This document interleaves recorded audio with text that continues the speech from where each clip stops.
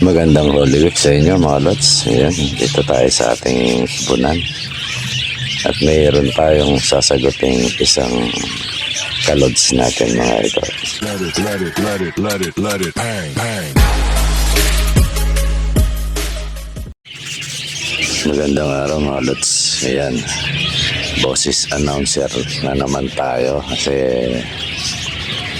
ano tayo mga lods, medyo may trangkaso tayo mga lods, tapos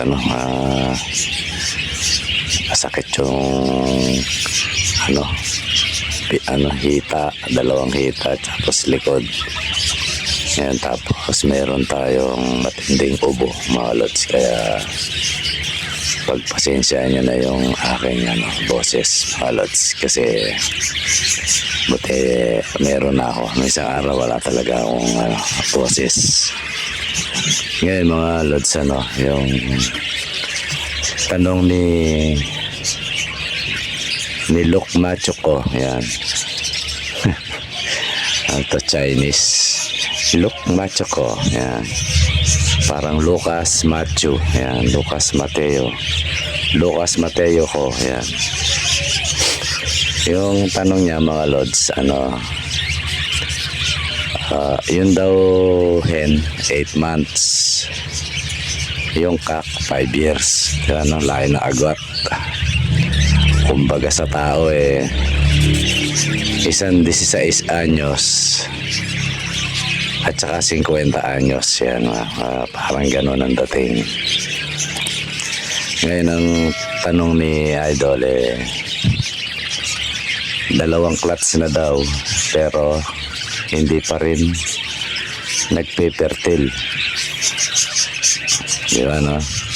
Sabi niya siguro sabihin, nakadalawang itlog na to. Sabi niya, ang itlog, hindi nag-fertile. Tapos itlog ulit, hindi na nag-fertile. Two clutch. Di ba, no? Yan ang niya. Ngayon, sabi niya, meron bang nakakapagpa-fertile pa ba yung mga ganyan? Yung 5 years. Di ba, no?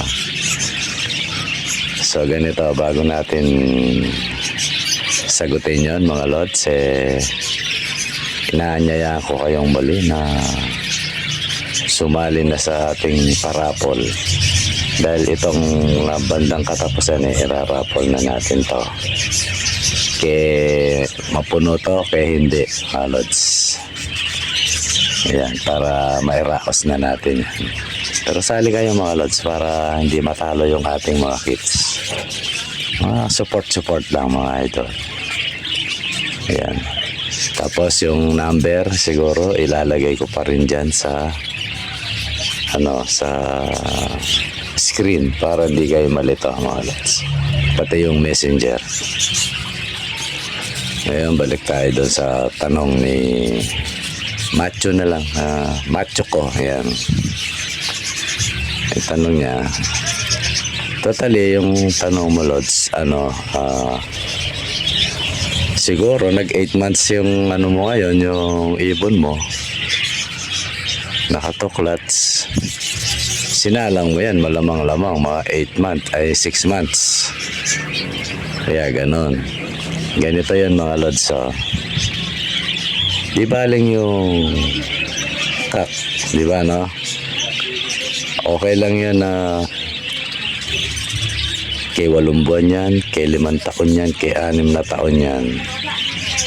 Walang problema sa kak, basta nasa age na siya talaga. Ang age talaga ng ibon sa parakeets mga lods, 8 buwan. 8 buwan, 1 taon yan, pataas. Yan ang tamang edad niyan.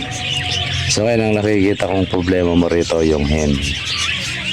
Maring ito sinalang mo bata pa. Diba, no? Yun yung madalas kong sabihin sa inyo mga idol, na pag wala sa kondisyon, wala sa edad, huwag tayong aasa na magbubuga ng pag-iinakay. Bisan nga inakay na yun, papatayin pa yun, kaya yuhulog yung itlog. Ganon. Kasi wala sa kondisyon.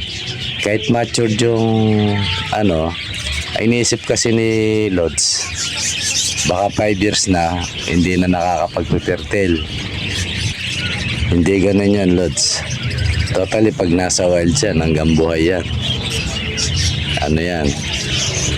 Ang nakita kong problema talaga yung sa hen. Diba, no? Dapat pag nagsalang kayo, ang hen, di baling mas matanda ng konti. Pag ganyan na sitwasyon. No, wala kayong masalangan. Totally, ang normal, dapat magkaedad. Pero kung halimbawa ay sasalangan mo, matanda yung lalaki, bata yung babae, eh ano yun? Kasi iniisip natin, di ba, parang tao. Veterano na yung lalaki, bata yung babae, mag-ano yun. Pero sa ibon, iba mga lods. Iba yun. Dapat ano, yung sinasabi ko dating mas matanda yung kak ng konti, dapat nasa edad yung ano, yung hen. Kasi mamaya bata ito, tingin ko bata mo sinalang to eh, itong hen eh, kaya ganun eh. Kasi yung nagdadala ng ano eh, ng itlog eh, kaya naturalmente nasa kanya yung susi, di ba, no? Kaya ano yun, ang gawin mo siguro, kung double cage ka, ilagay mo yung partisyon. Tapos parang sabikin mo, pagtabihin mo lang, pero nandyan lang silang dalawa, yung partisyon.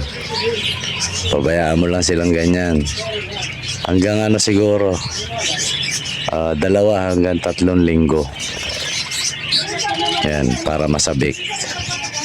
Kasi ano eh, bata yung ano eh, sinalang mo siguro to, bata yung hen, kaya ganon. Siguro sa mga iba, no, di baling ano, kung talagang wala kayong maisalang, diba, 10 months yung hen, tapos 8 months yung cock, ayun, pwede yun. Okay lang yun. Kumbaga parang naghahamon na yung babae, di ba, no? Eh kasi kung matanda yung lalaki, tas sobrang bata no, ano, iitlog yan. Yun nga lang, hindi fertile. Minsan fertile man yan, hindi pa marunong. Yan ang nagiging diferensya niyan mga lods. Kaya yun lods, gawin mo, pag-iwalayin mo muna, tapos lagi mong ano, bigyan ng kahit 2 weeks hanggang 3 weeks, ilagay mo sa partisyon. Kung double cage yung ano mo, partisyon mo muna para masabik sila. Ngayon, huwag kang mainit, paabutin mo hanggang 2 linggo hanggang 3. Pag sabik na yan, pero habang nagpapatuloy yung process na yon, supplyan mo ng gulay 2 hanggang 3 beses sa 1 linggo. Kahit anong gulay na pwede sa kanila. Pwede yung kangkong, talbos ng kamote, mga damo-damo na yan. Yan, no? Para makondisyon sila. Ngayon, masasabik yan sa loob ng 3 linggo, masasabik yan, no? O tsaka mo ngayon pagsamahin bigla, tanggalin mo yung partisyon, o kaya ilipat mo na yung hen o kak. Naka-ready na yung pugad, di ba, no? Ayun, ganun lang, ano, lods, pang-kondisyon. Totally ako, matagal na ako hindi gumagamit ng vitamins eh. Pero hindi sinasabing hindi ako gagamit, ano, kasi baka may mag-sponsor. Pero sa ngayon, wala na, ano lang, puro natural. Kaya ano, kondisyon lang ang kailangan. Ayun, gawin mo yun, baka sakali, lods. Kasi umiitlog naman eh. Hindi lang napipertil ka mo. So, yun lang mga lods. Yun lang yung ano, yung isa yung tanong hindi ko makita eh. Kasi nasa baba si Commander dahil ano ngayon mga lods.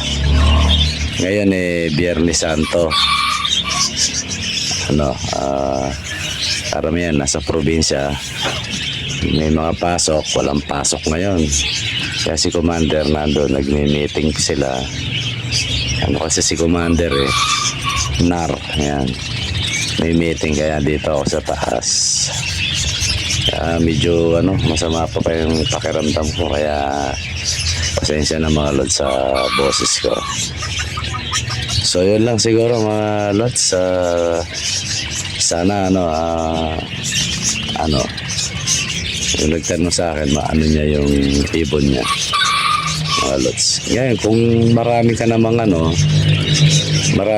ibon lods, palitan mo, iswap mo sa ibang palitan mo yung cock o kaya yung hen, pagpalitin mo. Ganun lang naman yun kasi ako ganun ginagawa ko pag medyo hindi nagsasucess, hindi succeed yung nila. Kaya palitan ko yun kasi sayang yung panahon mga lods. Okay mga lods, at maraming salamat